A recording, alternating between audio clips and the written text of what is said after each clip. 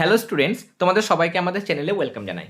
আমরা একটা already class provide করেছি উদ্ভিদ হরমোন থেকে, যেখানে আমরা অক্সিন হরমোনের আগে পর্যন্ত একদম হরমোন কি, হরমোনের বৈশিষ্ট্য, হরমোনের কাজ এবং বিভিন্ন গুরুত্বপূর্ণ পয়েন্ট আমাদের এই চ্যাপ্টার থেকে অনেক 1 নম্বরের বা 2 নম্বরের প্রশ্ন আসে। যে জায়গাগুলো থেকে আসে প্রত্যেকটা জায়গায় কিন্তু খুব সহজ করে আমরা কিন্তু বুঝে নিয়েছি এবং সেই জায়গাগুলো অনেকটাই কিন্তু আমরা কভার করে নিয়েছি। আজকে আমরা উদ্ভিদ হরমোনের মধ্যে প্রাকৃতিক হরমোন যেগুলো রয়েছে আমাদের অক্সিন হরমোন, জিবরেলিন বা সাইটোকাইনিন, সেগুলো সম্পর্কে জানবো।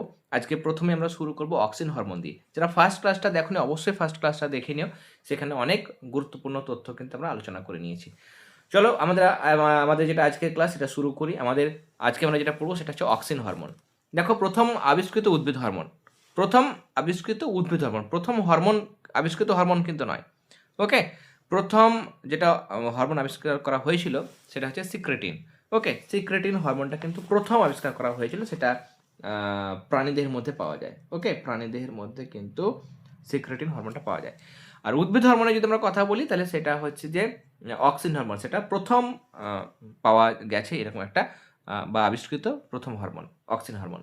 ওকে, যার অস্তিত্ব কে প্রমাণ করেছিলেন? চার্লস ডারউইন এবং ফ্রান্সিস ডারউইন এই দুজনে মিলে কিন্তু প্রথম অক্সিন হরমোনের মানে অস্তিত্ব প্রমাণ করেছিলেন। আর 1928 সালে বিজ্ঞানী ওয়েন্ট এই অক্সিন হরমোনের কিন্তু নাম দিয়েছিলেন। ওকে, অক্সিন হরমোনের কিন্তু নাম দিয়েছিলেন। আর নেক্সট আমরা দেখব রাসায়নিক উপাদান। ওকে, রাসায়নিক উপাদান দেওয়ার আগে অনেক সময় অক্সিন হরমোনের কিন্তু সংকেতটা জিজ্ঞাসা করে। সংকেতটা মনে রাখবে C10H9 C10H9O2N O2N। ওকে, C10H9O2N এটা হচ্ছে অক্সিন হরমোনের রাসায়নিক সংকেত। এবং অক্সিন যেটা গ্রিক শব্দ থেকে এসছে, এটা হচ্ছে AUXEIN। অক্সিন মানে হচ্ছে বৃদ্ধি করা।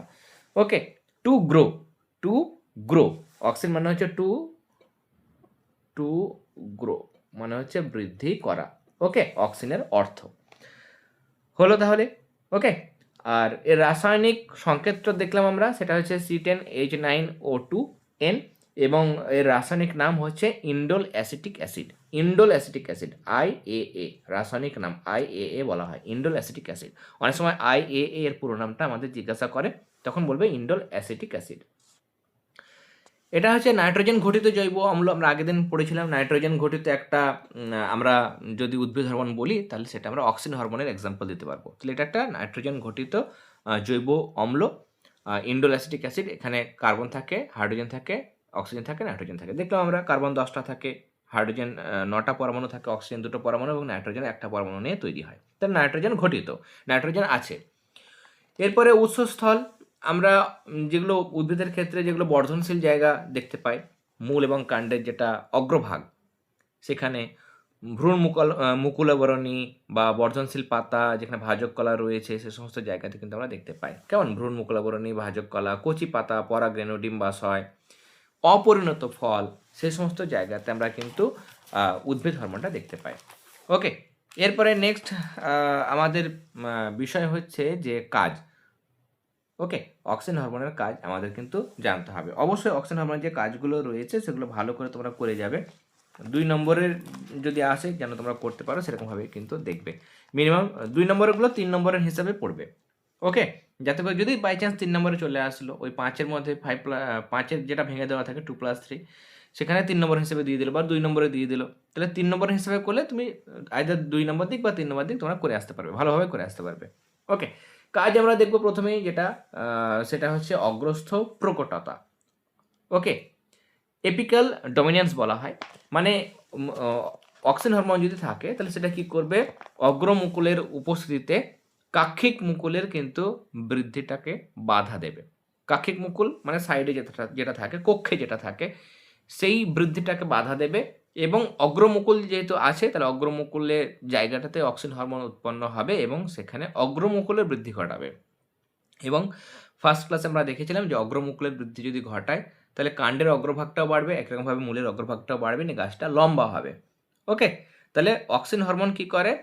মানে কাক্ষিক মুকুল যদি না থাকে তাহলে অগ্রমুকুলের উপস্থিতিতে অগ্রমুকুলের বৃদ্ধি ঘটাতে সাহায্য করে, কাণ্ডের অগ্রভাগ বা মূলের অগ্রভাগটাকে বাড়িয়ে আলটিমেট উদ্ভিদটাকে কিন্তু লম্বায় মানে দৈর্ঘ্যে কিন্তু বৃদ্ধি ঘটায়। ওকে, আর যদি আমরা অগ্রমুকুলটাকে কেটে বাদ দিই তাহলে কি হবে? কেটে যদি বাদ দিই তাহলে শাখাতে এসে পৌঁছাবে, কক্ষে এসে পৌঁছাবে। তখন কক্ষ থেকে ডালপালা বেরোবে, নিয়ে সরি, কক্ষ থেকে ডালপালা বেরোলে তখন তখন কী হবে? ডালপালা বৃদ্ধি হলে ঝোপঝাড়যুক্ত গাছ হবে, মানে শাখা প্রশাখা কিন্তু সৃষ্টি হবে। ওকে, তাহলে যদি আমাদের অগ্রমুকুল থাকে তাহলে অগ্রমুকুলের বৃদ্ধি হবে, না গাছটা লম্বায় বৃদ্ধিপ্রাপ্ত হবে। এবং যদি আমাদের অগ্রমুকুল না থাকে, অগ্রমুকুল যদি না থাকে তাহলে কক্ষে এসে পৌঁছাবে এবং কাক্ষিক মুকুলের কিন্তু বৃদ্ধি ঘটাবে। তাহলে এই যে ঘটনা সেটাকে আমরা বলবো অগ্রস্থ প্রকটতা, মানে অগ্রমুকুলের প্রাধান্য পাওয়া। অগ্রমুকুল থাকলে অগ্রমুকুলই কিন্তু ডোমিনেন্ট ফ্যাক্টর হবে, মানে সে ডোমিনেন্স পাবে, মানে তার প্রাধান্য বেশি হবে। অগ্রমুকুলের কিন্তু বৃদ্ধিপ্রাপ্ত, মানে অগ্রমুকুল এবং কাক্ষিক মুকুল দুটোই রয়েছে, ধরো অগ্রমুকুলও রয়েছে কাক্ষিক মুকুলও রয়েছে, তখন অগ্রমুকুলেরই কিন্তু বৃদ্ধি ঘটবে এবং গাছটা লম্বায় বেড়ে যাবে। যদি ইনকেস অগ্রমুকুল কেটে বাদ দাও, ছেটে বাদ দাও, অগ্রমুকুল নেই, তখনই কাক্ষিক মুকুলের বৃদ্ধি হবে এবং উদ্ভিদের ডালপালা বেরোবে। ওকে, কিন্তু অগ্রমুকুল থাকলে শুধু অগ্রমুকুলের বৃদ্ধি হবে। অগ্রমুকুল এবং কাক্ষিক মুকুল দুটোই থাকলে শুধু অগ্রমুকুলের বৃদ্ধি ঘটবে, তাই জন্য অগ্রমুকুলের প্রাধান্য বলা হয়। এটাকে অগ্রস্থ প্রকটতা, মানে আগার দিকটা প্রকট হচ্ছে, মানে তার ডমিনেন্সটা বেশি। ওকে, নেক্সট আমরা দেখব কোষ বিভাজন। অক্সিন হরমোন কিন্তু কোষ বিভাজনে সাহায্য করে। কেমন? অক্সিন নিউক্লিয়াসের মধ্যে যেগুলো ডিএনএ থাকে সেই ডিএনএর পরিমাণটাকে বাড়ায়। নিউক্লিয়াসের মধ্যে ডিএনএ মানে ডিঅক্সিরাইবো নিউক্লিক অ্যাসিড, এর পরিমাণটাকে বাড়িয়ে বর্ধনশীল অংশ যেগুলো রয়েছে সেই বর্ধনশীল অংশের কোষ বিভাজন ঘটায়। তাহলে কোষ বিভাজন যদি বেশি ঘটায় বর্ধনশীল অংশগুলো, তাহলে সেগুলো একটা থেকে দুটো, দুটো থেকে চারটে, চারটা থেকে আটটা, আটটা থেকে 16টা, এরকমভাবে কোষের সংখ্যা বাড়বে। তাহলে কোষের সংখ্যা বাড়লে সেটা কী হবে? কোষ বিভাজন বাড়লে সেটা দৈর্ঘ্য, মানে সেটা বৃদ্ধিপ্রাপ্ত হবে। ওকে, এছাড়া ক্যাম্বিয়াম কলা কোষগুলো অক্সিজেনের প্রভাবে জাইলেম এবং ফ্লোয়েম কলায় কিন্তু বিভেদিত হয়। ক্যাম্বিয়াম কলাগুলো অক্সিজেন হরমোনের প্রভাবেই জাইলেম এবং ফ্লোয়েম কলাইতে কিন্তু বিভেদিত হয়ে যায়। ওকে, আর কী দেওয়া হয়েছে? ভাজক কলার কোষ বিভাজন ঘটায়, যেটা বললাম আমি, ভাজক কলাগুলো কোষ বিভাজন ঘটাবে। সেলুলোজ উৎসেচকের মাধ্যমে কোষ প্রাচীরের নমনীয়তা, মানে ফ্লেক্সিবিলিটি বাড়িয়ে কোষের আয়তনটাকে বাড়াতে সাহায্য করে। যেহেতু কোষ বিভাজন হচ্ছে তাহলে ফ্লেক্সিবল হবে, তবেই তো কোষের আকার আয়তনটা বাড়বে, কোষটা আকারে বড় হবে। ওকে, তাহলে এগুলো কিন্তু সাহায্য করে। এরপরে ট্রপিক চলন নিয়ন্ত্রণে ভূমিকা দেখব আমরা। তার আগে আরেকটা জিনিস মনে রাখো যে স্বল্প মাত্রার অক্সিন মানে 0.00001 এত ppm মানে পার্টস পার মিলিয়ন। এই অক্সিন, এত কম মাত্রার অক্সিন ক্যালাস গঠন, কেমন ক্যালাস গঠন তোমরা পড়বে, মাইক্রোপ্রোপাগেশন, যেখানে ওই নতুন করে আলাদা করে টেস্টিকুলের মধ্যে গাছ মানে অঙ্কুরিত করা হয়, তারপর সেখান থেকে চারা গাছ সৃষ্টি হয়, কৃত্রিমভাবে মানে উদ্ভিদের বংশবিস্তার ঘটানো হয়। সেই ক্যালাস গঠন, কলা বিভেদন, ক্যালাস থেকে মূল সৃষ্টি, মূলের বৃদ্ধিকে বাড়ানো, এই সমস্ত কাজগুলো কিন্তু সাহায্য করে। স্বল্প মাত্রার অক্সিন কিন্তু মূল টুল বৃদ্ধিতে সাহায্য করে। ওকে, আর যদি অক্সিজেনের ঘনত্ব বেশি হয়ে যায় তখন মানে মূলের বৃদ্ধি কিন্তু ব্যাহত হয়ে যায়, বাধাপ্রাপ্ত হয়, তখন ওই শাখা মূল এবং অস্থানিক মূলগুলোর বৃদ্ধি ঘটে। তাহলে মূলের বৃদ্ধিতে বেশি অক্সিজেন লাগে না, স্বল্প মাত্রার একদম 0.0001 এত ppm পার্টস পার মিলিয়ন, এত কম মাত্রার অক্সিজেন হরমোন কিন্তু কাজে দেয়। কেমন? বেশি মাত্রার অক্সিজেন হরমোন কিন্তু প্রয়োজন নেই, এটা মনে রাখবে। ওকে, এবার আমরা যেটা দেখবো সেটা হচ্ছে ট্রপিক চলন নিয়ন্ত্রণে অক্সিজেন হরমোনের ভূমিকা। ওকে, আলাদা করে তোমরা পড়বে, যারা পেড গ্রুপে রয়েছে তারা আলাদা করে নোটস পাবে, এটা জাস্ট পড়ানোর জন্য দেওয়া হয়েছে, এবং তোমরা একদম পুরো সম্পূর্ণ নোটস পাবে। কোশ্চেন অ্যান্সার সেখানে থাকবে 2 মার্কসে, 5 মার্কসে, 1 মার্কসের সমস্ত কোশ্চেন অ্যান্সার তোমরা পাবে, সমস্ত ইম্পর্টেন্ট কোশ্চেন অ্যান্সার তোমরা সেই পিডিএফের মধ্যে পাবে যারা পেড গ্রুপে রয়েছে। ট্রপিক চলন আমরা দেখছিলাম যে উদ্ভিদের এক ধরনের বক্র চলন, যেখানে উদ্দীপক কোন দিকে রয়েছে, উদ্দীপকের উৎস বা গতিপথ দ্বারা কিন্তু উদ্ভিদের চলন নিয়ন্ত্রিত হচ্ছিল, তাই না? জানলার ধারে গাছ রাখছিলাম, সেটা আলো যেদিকে রয়েছে সেদিকে উদ্ভিদ অঙ্গ বেঁকে যাচ্ছিল, এটা এক ধরনের বক্র চলন। এবং আলোর প্রভাবে যেটা হয়েছিল সেটা বলছিলাম আমরা ফটোট্রপিক চলন। জলের প্রভাবে মূলের চলন, সেটা হচ্ছে জিওট্রপিক চলন। এবং আরেকটা আমরা দেখেছিলাম অভিকর্ষ, মানে অভিকর্ষটা জিওট্রপিক চলন হলো। আর একটা ফটোট্রপিক, জিওট্রপিক এবং হাইড্রোট্রপিক, এবং জলের প্রভাবে যেটা হয় জলবৃত্তি চলন, কেমন? হাইড্রোট্রপিক চলন। এই 3 ধরনের ট্রপিক চলনে ভাগ করেছিলাম। এবার ট্রপিক চলনের মধ্যে আমরা দেখব যেটা, যে ফটোট্রপিক এবং জিওট্রপিক। ফটোট্রপিক মানে যেখানে উদ্দীপক হচ্ছে আলো, আর জিওট্রপিক মানে অভিকর্ষ যেখানে উদ্দীপক। এই দুটো উদ্ভিদ চলন, ফটোট্রপিক এবং জিওট্রপিক, এই দুটো উদ্ভিদ চলন সেটা কিন্তু ট্রপিক হরমোন দ্বারা নিয়ন্ত্রিত হয়। ওকে, এবং প্রথমে আমরা দেখব সেটা হচ্ছে ফোটোট্রপিক চলন। আলোক উৎসের বিপরীতের দিকে অক্সিন বেশি মাত্রায় সঞ্চিত হয়। তোমাদের ছবি এঁকে দেখাচ্ছি আমি। আলো যেদিকে থাকে সেদিকে অক্সিন হরমোন সঞ্চিত হয় না, আলোর উল্টো দিকে। ওকে, ছবিটা দেখাবো তোমাদের। ধরো এরকমভাবে আমাদের আচ্ছা, মূল কাণ্ড অগ্রভাগে দেখায়, কাণ্ডটা তোমাদের দেখায়। ওকে, যদি ধরো এটা কাণ্ড হয়, ওকে, কাণ্ডর মধ্যে এটা কাণ্ড রয়েছে, এদিকে আলো রয়েছে, এদিকে আলো আসছে, তার আমি কি বললাম, যেদিকে আলো থাকে, মানে কাণ্ডর ক্ষেত্রে আমি বলছি, কাণ্ডর ক্ষেত্রে আলো যেদিকে থাকে তার উল্টো দিকে বেশি অক্সিজেন চলে যায়। মানে এইদিকে যে অক্সিজেনগুলো আছে তারা বলবে যেদিকে আলো আছে তাহলে আলোর উল্টো দিকে চলে যাবে, তাহলে এরা চলে যাবে এই দিকে। কোন দিকে চলে যাবে? এইদিকে চলে যাবে, এদিকে বেশি অক্সিজেন চলে আসবে, এইদিকে কম অক্সিজেন আছে। ওকে, তাহলে আলো যেদিকে আছে তার উল্টো দিকে বেশি অক্সিজেন কিন্তু চলে যায়। এদিকে মোটামুটি অক্সিজেন আছে 72%, এদিকে 72%, বাকি 28%টা থাকে এইদিকে অক্সিজেন। তাহলে আলোর বিপরীত দিকে অক্সিজেন হরমোনটা যায় কাণ্ডর ক্ষেত্রে, আলো যেদিকে আছে তার বিপরীত দিকে সঞ্চিত হয়। এবার আলোর বিপরীত দিকে, মানে এই দিকটা যদি অন্ধকার বলি, অন্ধকার তো নয়, মানে আলোর বিপরীত দিকে রয়েছে, উল্টো দিকে রয়েছে, সেদিকে বেশি অক্সিজেন হরমোন রয়েছে। আর অক্সিজেন হরমোন যেদিকে রয়েছে সেদিকে বৃদ্ধি বেশি হবে, কোষ বিভাজন যদি বেশি হয় তাহলে সেই দিকটা কিন্তু বেঁকে যাবে। ধরো এই একটা হাত, আমার এই হাতের উপর দিকে যদি কোষ বিভাজন বেশি হয় তাহলে হাতটা এইরকম বেঁকে যাবে। ওকে, কিন্তু হাতে যদি দুই দিকে সমান বিভাজন, এইদিকে আর এইদিকে দুই দিকে যদি সমান কোষ বিভাজন হয় তাহলে সমান থাকবে। যদি এইদিকে কোষ বিভাজন হয় তাহলে এই দিকে বেঁকে যাবে, কারণ এই দিকটা লম্বা হবে, বেশি প্রসারিত হবে কোষ বিভাজন বেশি, তাই না? তাহলে এই দিকে ধরো আমার আলো আছে, এইদিকে আলো আছে, তাহলে আলোর উল্টো দিকে অক্সিজেন জমা হবে, তাহলে এই দিকে অক্সিজেন জমা হবে, তাহলে এই দিকে বেঁকে যাবে, নিয়ে আলোর দিকে বেঁকে গেল, সোজা কথা আলোর দিকে বেঁকে গেল, তাই না?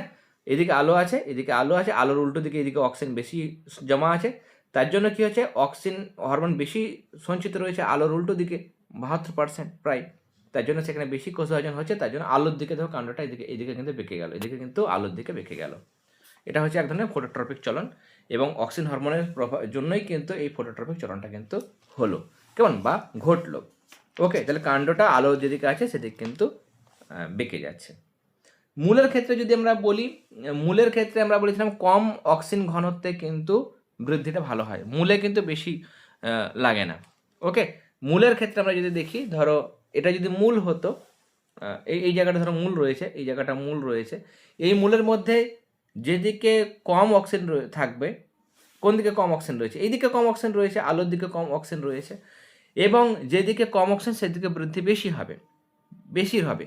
তাহলে এই গাছের এটা হচ্ছে কাণ্ড, এদিকটা মূল, এদিকটা কাণ্ড, এদিকটা মূল, বা ফ্লেক্সিবল জিনিস দেখালে বেশি ভালো হতো।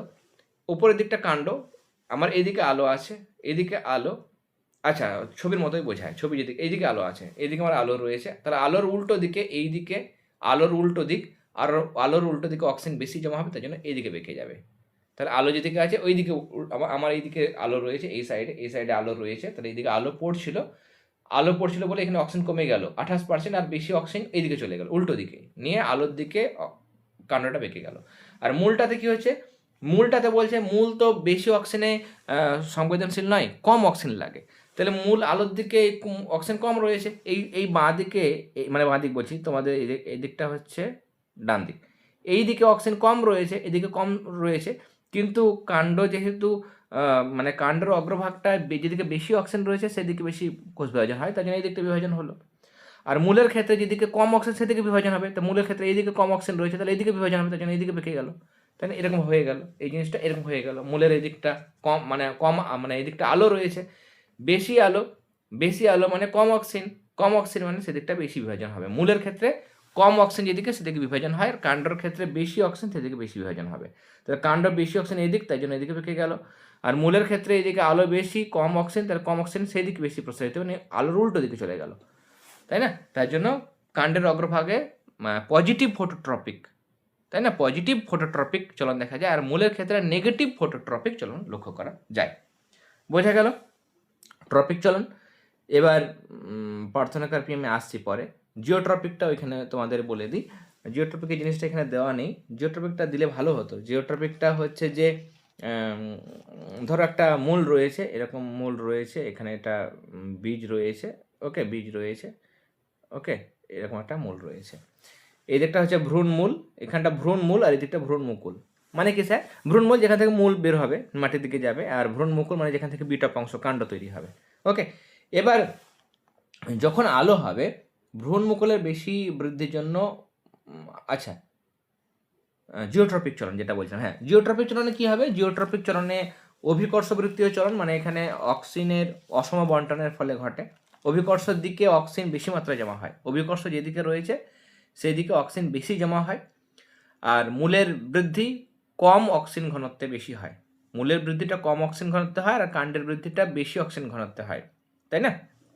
তাহলে বলছে যে মূলের বৃদ্ধি স্বল্প অক্সিজেন ঘনত্বে হওয়ার জন্য মূলের ক্ষেত্রে অভিকর্ষের বিপরীত দিকে অর্থাৎ উপরের দিকে কোষগুলি বেশি পরিমাণে বিভাজিত হয়, ফলে মূলটি বেঁকে গিয়ে মাটির ভেতরে প্রবেশ করে। ওকে, মাটির ভেতরে কিন্তু প্রবেশ করে। তাহলে যদি মূল হয়, এই মূলের দিকে যেদিকে আচ্ছা, মূলের অগ্রভাগ, তাহলে উপর দিকে আমাদের উপর দিকে কম অক্সিজেন রয়েছে, এদিকে কম অক্সিজেন রয়েছে, আর এদিকে নিচের দিকে বেশি অক্সিজেন রয়েছে, বেশি অক্সিজেন রয়েছে। তাহলে মূলের ক্ষেত্রে কি বলছিলাম? যেদিকে কম অক্সিজেন সেদিকে বেশি বিভাজন হবে। তাহলে বেশি বিভাজন হলে নিচের এই দিকটা, এইখানে বীজটা ছিল, তাহলে নিচের দিকে উপর দিকে কম অক্সিজেন, তাহলে এই দিকটা বেঁকে যাবে, নিয়ে মাটির ভেতরে ঢুকে গেল, মাটির ভেতরে ঢুকে গেল মূলটা, মানে অনুকূল জিওট্রপিক চলন, অনুকূল অভিকর্ষবর্তী চলন হলো। যেহেতু মূল যেদিকে অক্সিজেন হরমোন কম রয়েছে সেদিকে বেশি কোষ বিভাজন ঘটে, তাহলে নিচে বেঁকে গেল। ওকে, আর কাণ্ডর ক্ষেত্রে হচ্ছে যে ওপরে যেদিকে কম সেদিকে বিভাজনটা কম, যেদিকে বেশি রয়েছে সেদিকে বিভাজন হবে। তাহলে এই আমাদের কি আছে, এইদিকে নিচের দিকে বেশি অক্সিজেন রয়েছে, তাহলে এই দিকটা বেশি বিভাজন হবে, তাই জন্য ওপর দিকে চলে যাবে। তাহলে কাণ্ডটা উপর দিকে চলে যাবে, ভ্রূণমুকুল থেকে যেটা কাণ্ড বেরোবে সেটা উপর দিকে চলে যাবে, আর ভ্রূণমূলটা নিচের দিকে নেমে যাবে। বোঝা গেল? তাহলে উপর দিকে যেহেতু কম অক্সিজেন রয়েছে, কম অক্সিজেনে মূলটা বেশি সংবেদনশীল, তাই জন্য কোষ বিভাজন বেশি হবে, তাই জন্য উপর এটা বৃদ্ধিপ্রাপ্ত হয়ে গেল এবং মূলটা বেঁকে গিয়ে মাটির ভেতর প্রবেশ করে, মানে অনুকূল জিওট্রপিক চলন, অনুকূল অভিকর্ষবর্তী চলন লক্ষ্য করা যায়। আর কাণ্ডের ক্ষেত্রে ভ্রূণমুকুলের এখানে উপরের দিকে অক্সিজেন কম রয়েছে, নিচের দিকে বেশি রয়েছে, যেদিকে বেশি সেদিকে কাণ্ড বেশি কোষ বিভাজন ঘটে, তাহলে বেশি বিভাজন হওয়ার জন্য মূল মানে উপরের কাণ্ডের দিকটা বেঁকে গিয়ে উপরের দিকে উঠে যায়। ওকে, মানে এখানে প্রতিকূল জিওট্রপিক চলন কিন্তু দেখা যায়। ওকে, মানে মাটির উপর দিকে কিন্তু এটা উঠতে থাকে।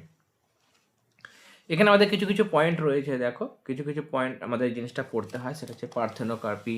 পার্থেনোকার্পি মানে নিষেক ছাড়াই ডিম্বাশয় যদি ফলে পরিণত হয়, তাহলে সেই ফলের মধ্যে বীজ থাকে না, তাহলে বীজহীন ফল তৈরির যে পদ্ধতি সেটাকে বলা হয় পার্থেনোকার্পি। ওকে, পার্থেনোকার্পি কিন্তু বলা হয় বীজহীন ফল তৈরি। ওকে, IBA indole butyric acid, NAA ন্যাপথক্সি acetic acid, এই সমস্ত যে কৃত্রিম অক্সিজেন হরমোন রয়েছে সেগুলো যদি আমরা প্রয়োগ করি, তাহলে কিছু কিছু ফল রয়েছে, যেমন আঙুর রয়েছে, কলা, পেয়ারা, তরমুজ, এগুলোতে কেমন আপেল হতে পারে, পেঁপে, টমেটো, এগুলোতে কিন্তু বীজহীন ফল তৈরি করা যায়। তাহলে এরকমভাবে নিষেকের আগে বীজহীন ফল তৈরি করার যে পদ্ধতি সেটাকে বলা হয় পার্থেনোকার্পি। ওকে, পার্থেনোকার্পি বলা হয়। একটা অ্যান্টিঅক্সিডেন্ট রয়েছে, অ্যান্টিঅক্সিডেন্ট মানে অক্সিজেনের কাজটাকে বাধা দেবে, যে অক্সিজেনের কাজকে প্রশমিত করবে, মানে বাধা দেবে, সেটা হচ্ছে অ্যান্টিঅক্সিডেন্ট। সেটা হচ্ছে T1BA। T1BA একটা হরমোন যেটা অক্সিজেনের কাজকে বাধা দেয়। ওকে, আজকে আমরা অনেকটাই আলোচনা করলাম, অক্সিজেন হরমোন পর্যন্ত আলোচনা করলাম। এরপরে যদি আমরা অন্য হরমোনগুলো আলোচনা করি তাহলে সেই ক্ষেত্রে গন্ডগোল হয়ে যেতে পারে। অক্সিজেন হরমোন পর্যন্ত থাক, নেক্সট ক্লাসে আমরা জিবরেলিনের যে জায়গাগুলো রয়েছে বা সাইটোকাইনিন সেগুলো আমরা নেক্সট ক্লাসে দেখে নেব। ওকে, আজকের ক্লাসটি ভালো লেগে থাকলে অবশ্যই ক্লাসটিতে লাইক দেবে, যারা প্রথমবার চ্যানেলে এসেছে অবশ্যই কিন্তু চ্যানেলটি সাবস্ক্রাইব করে নিও। আর যে ক্লাসগুলো হয়ে গেছে আমাদের চ্যানেলের প্লেলিস্ট অপশনে গেলেই তোমরা ক্লাস 10-এর লাইফ সায়েন্সের, ফিজিক্যাল সায়েন্সের প্লেলিস্ট পেয়ে যাবে। এছাড়া প্রান্তিক প্রকাশনী থেকে যেটা প্রশ্ন প্রস্তুতি বের হয়েছে সেটারও সলিউশন চলছে, সেটারও প্লেলিস্ট তোমরা আমাদের চ্যানেলের প্লেলিস্ট অপশনে গেলেই পেয়ে যাবে। আর পরপর ক্লাসগুলো দেওয়া হয়েছে, সেখান থেকে পরপর তোমরা দেখে নিতে পারবে, অবশ্যই দেখে নিও। তাহলে আজকের ক্লাস আমরা এখানেই শেষ করলাম। তোমরা সবাই খুব ভালো থেকো, সবাইকে অল দ্য ভেরি বেস্ট।